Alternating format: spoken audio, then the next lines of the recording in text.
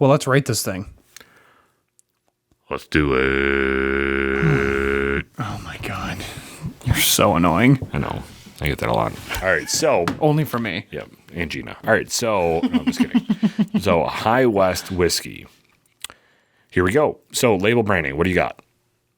I like that it has the old time Westy look to it. It has a yellow or a worn and abused paper color to their label. It's not like white and it's not yellow. It looks like it's an old piece of paper. It's the old school Western wanted poster. Yep, exactly. That's a good way to put it. Yeah. The High West, the text is really cool. They have to put in what type of whiskey it is because since it's not technically considered bourbon and it's not technically considered rye and scotch, like it's not any of that, they had to basically call out on the label that it's made with straight rye whiskey, straight bourbon whiskey, blended malt scotch whiskey. So it has all that on the label. Wow. The back of it says, I was going to write something cheesy about cowboys, campfires, and whiskey, but I figured you might be more interested in how campfire whiskey came to be. One morning at the Brooklotic Distillery, B&B, my wife and I smelled peat in the air. The great ladies that made our meals were simmering a bottle of peated whiskey and sugar. Later that night, they brought out dessert of ripe honeydew drizzled with the peated syrup. This was the most unusual, delicious, and memorable ending to a dinner I've ever had. The combination of melon, sweet smoke really worked, so naturally, I thought why not mix these sweet bourbon and peat? The main flavor, or melody, is sweet honey from the ripe bourbon. The enhancing flavor, or harmony, is floral fruity spice from a mature rye whiskey. The accent, Satchmo's gravely voice, don't know what reference that is is smoke from the peated Scotch whiskey. The proportions, top secret. There you go, top secret. Gotcha. Okay. Campfire is carefully crafted from source whiskeys. See highwest.com for details. So as the sun sinks low and the cold settles in, grab a bottle of Campfire whiskey and gather round the blazing fire to warm up. Wind down your day, share stories, and deepen friendships. One taste of this sweet, spicy, and yes, smoky whiskey, you'll know how it got its name. We like to enjoy Campfire whiskey with s'mores or good-looking strangers. If you find yourself in Old Town Park City, you ought to come out to visit High West Distillery and Saloon and get a taste of our Western hospitality and our crowd-pleasing victuals. I have a feeling their tasting room is really cool. Oh, yeah. It has to be super, like, old saloony. Not chill filtered, no color or flavor added. Yeah, it's pretty cool. It looks like an old High West's home in historic Old Town Park City and the world's only ski-in gastro distillery. That's pretty sick. You can ski right into it. There's like an oil thing in the back too. It looks really sweet. So yeah, I also do like, I wonder if this angle down here is because when they made this bottle and it's like long neck and high profile, it came out to be like 800 milliliters and they're like, shit, we got to figure something out. I wonder if that's the case because I don't see another reason for this. So it has High West on the actual bottle itself, raised, which is pretty cool. Yep. And then in the back it says Park City, Utah. A+. Yeah, they actually put way more into this than most people think. So I agree. Plus, Agree. their picture too for the Campfire is pretty spot on. Yeah. It looks like I just want to go home and play Red Dead right now. Exactly. Yeah. All right. So nose. What do you got on the nose? Smoke, peat, more smoke and peat. And then it kind of finishes with smoke and peat. So, but you do smell sugar as well, like grain sugar. Yeah. It hits you in the face with the smoke and the peat because it's something that you're not used to smelling. But, Well, yeah, I don't wake up and smell this like you do. I mean, yeah. You're fired up. Basically throw it in my coffee every morning. I do not, if anyone from my work is listening, but maybe I do. So on the nose, you're getting a little bit of smoke and peat, but there's like an underlying melon or butterscotch that I'm getting. Like secondary to that. I'm getting more butterscotch than I am melon. And It's I like think a fresh fruit. I'm not getting that. No. I'm getting butterscotch, smoke peat, and wood sugar. Like granule sugar in between that. So Nose, on the nose, are you getting more bourbon, rye, or scotch? Scotch. Okay. And I respect this nose.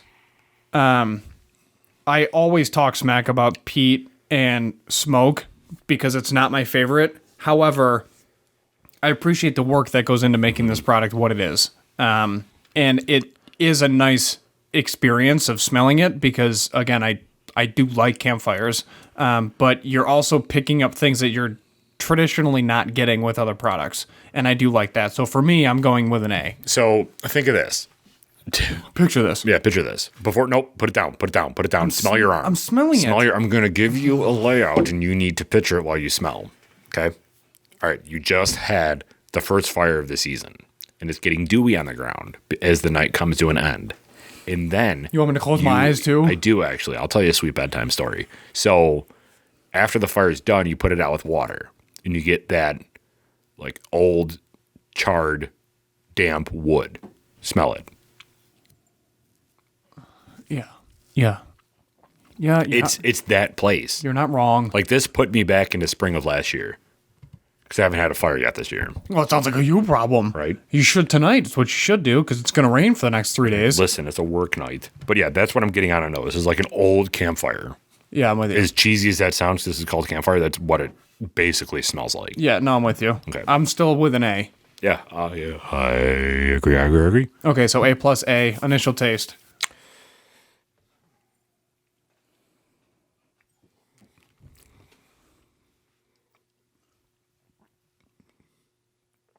I get kind of a cherry. I still don't get melon. No. I do get smoke. Obviously, I do get peat. And then I still get the wood sugar. And a cherry. Not the cherry you get in cocktails. Whatever the M word is. Maraschino. Yeah, those. Not like a normal cherry that you would... So on the initial taste, are you getting more bourbon, rye, or scotch? A blend between rye and scotch for me. I still don't really get the bourbon. I don't know where it is. I'm trying to find it. I like that the nose is appealing enough to sip it, but for somebody that's not a scotch drinker, the sip is inviting to them. Especially if someone smokes meat. Because then this is right up their alley. And if someone likes smoky things, they're like, yes, this is a really cool experience. Again, I'm just not fully there yet. So I can kind of pick up like a little toffee and nutmeg in there too. I don't get that in the initial taste. No. For me, that's why I was waiting for the ending note. But I do get toffee. I do get nutmeg.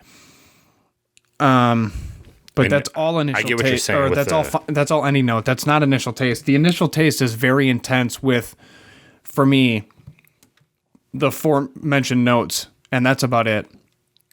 But the ending note dissipates, and then the lingering after effects of it is when I'm picking up a little bit of vanilla, some honey, toffee, nutmeg. It's kind of like a really cool blend that you want to dive into this. This is something that you would for sure sip at a fire. Also, again, as cheesy as that is, but just because it'll open the longer it sits. And I think the more this opens, say I add a drop of water, it'll open up the ending note. It's not going to do anything for the initial taste, and obviously certainly won't do anything for the nose. Yeah. But this has levels. It's very dynamic. It's not one-dimensional. There's tiers to this. So let me ask you now. So initial taste, I agree with your cherries. I'm getting kind of like a blueberry, like a darker fruit type initial taste. Okay. So initial taste, what are you getting it? A? Are you going B? I'm probably going to go A. No, I'm a B, just because it's the upfront. I'm a B. Right. It's just the initial like blast of.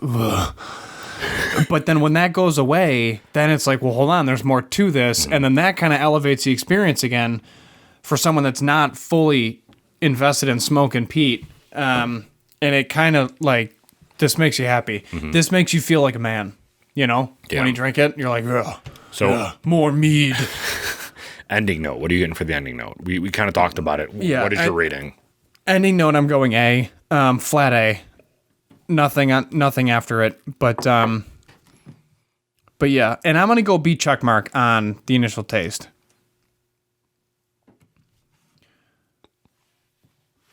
So ending note, is it more Scotch, rye, or bourbon for you? The ending note is where you get the bourbon. But it's not the ending note. It's after the ending note. It's what lingers in your sinus cavity and on the back of your tongue and towards the center of your tongue. It kind of just sits in like a little pool of glorious nectar. So from our sipping, we would say that it probably smells and initial tastes like Scotch. Yep. And then as it goes through that initial taste progression and into the ending note, you get that rye. Yep. And then as it ends the ending note and follows down your throat and kind of stays and lingers in your mouth, you're getting the bourbon. Yes.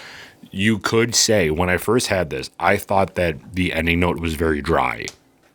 But that could be, and bland. But that could be because the initial taste and the nose are so punchy that when it sits on your tongue after, it doesn't taste like the same punchiness that the initial taste was. So it can give off that perception of being a little weak. But as you drink more of this and more of that stays on your tongue and you keep flushing it down, it brings out that like vanilla, your typical ending note for bourbon. I agree. I agree. All right, so I'll give it an A for the ending note. Okay. I like that too. Final rating.